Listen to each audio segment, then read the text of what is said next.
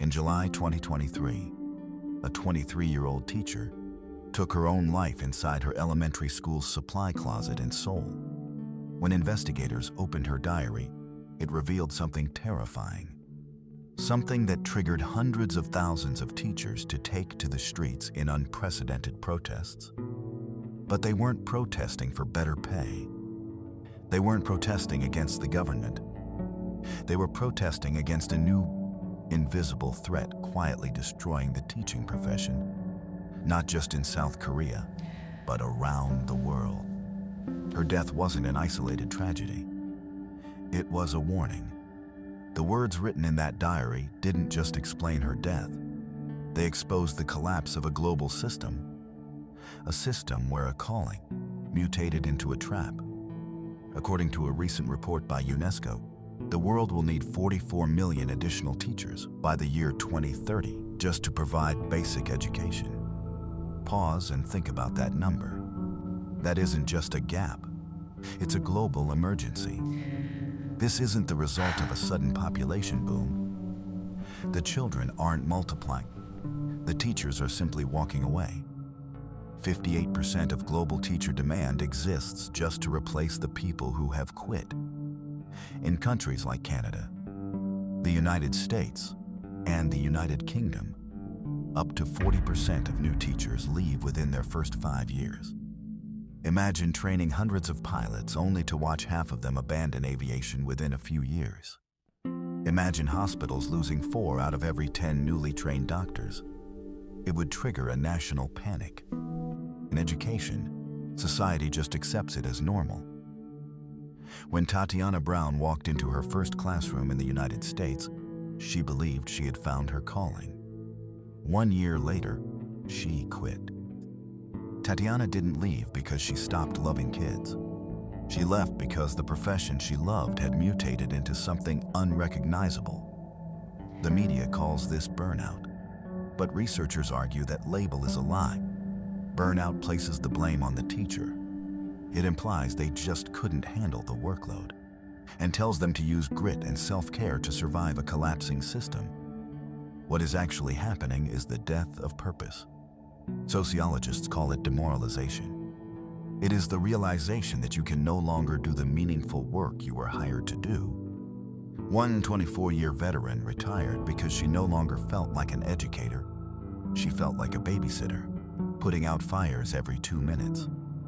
Another teacher described the environment as so toxic, they had to use their paid vacation days just to stay home and grade essays. Working for free, just to avoid administrative punishment for falling behind on data collection. As one educator put it, "I'm tired of working like I'm a widget maker in a factory, instead of the professional that I am." If you are a teacher watching this, you know exactly which one you are, an educator or a widget maker. And the system is counting on you to stay quiet about it. Over the last 20 years, the global education system made a fatal pivot. It became obsessed with data. Standardized testing became the ultimate metric of a school's worth. The art of teaching was replaced by the science of compliance.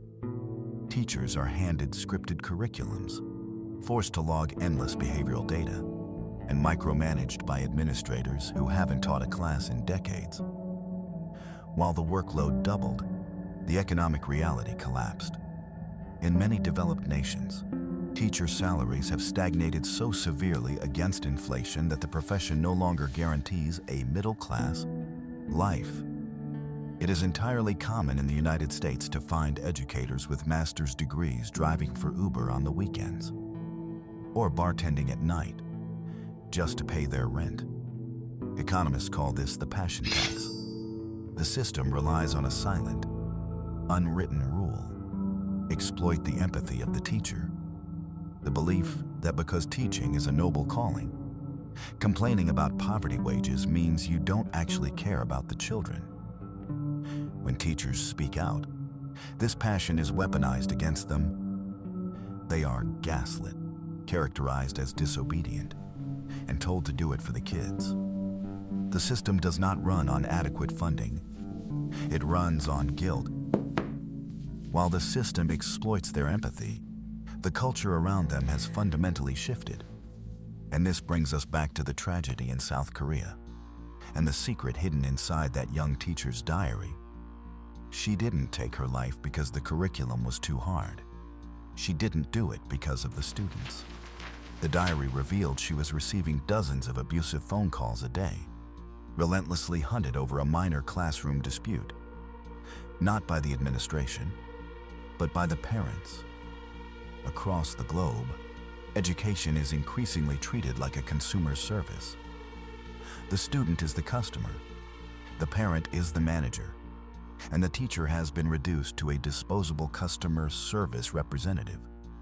Technology accelerated this collapse. 20 years ago, when a teacher left the building, the workday ended. Today, grading portals and communication apps have completely erased the boundary between the classroom and the living room. Parents expect emails answered at 9 o'clock at night. If a student fails a test, the teacher is immediately demanded to explain what they did wrong. In South Korea, they are called monster parents.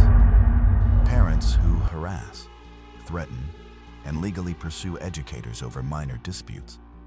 Between March 2022 and April 2023, nearly 600 novice teachers in South Korea left the workforce, citing false reports of child abuse and endless parental harassment. The occupation that was long envied as a respected job for life has become a nightmare. As the teachers leave, governments are panicking, but instead of fixing the root cause, they are actively lowering the standard of education for an entire generation. When a hospital runs out of surgeons, they do not hire a plumber and hand them a scalpel. In education, that is exactly what is happening. In the United States, the crisis has become so severe that states like Florida passed legislation allowing military veterans with no teaching degrees to be hired as classroom educators. Across rural America, over 800 school districts have switched to a 4-day school week. They aren't doing it for the mental health of the children. They are doing it because they physically do not have enough adults to keep the buildings open on Fridays. In parts of Africa, student-to-teacher ratios have swelled to 60 or 70 to 1, making true education mathematically impossible. The systemic collapse isn't coming, it is already here. Others are looking toward artificial intelligence as a cheap replacement. But a machine can only explain algebra. It cannot notice that a child is silently struggling. It cannot look a student in the eye and tell them they have potential. It cannot become the trusted adult a student remembers 20 years later. Every teacher who walks away takes experience, mentorship, and human connection out of the classroom forever. The world doesn't merely have a teacher shortage. It has a growing shortage of people willing to stay. If that trend continues, the greatest challenge facing education won't be technology. It will simply be finding enough people willing to stand in front of a classroom and believe that the future is worth teaching. But if you think the collapse of the teaching profession is terrifying, wait until you see what happens when simply walking to a classroom becomes a matter of life and death. In our next episode, we are uncovering the dark reality of mass school kidnappings in Nigeria. Click the video on your screen right now and make sure to subscribe to the Educational Lens.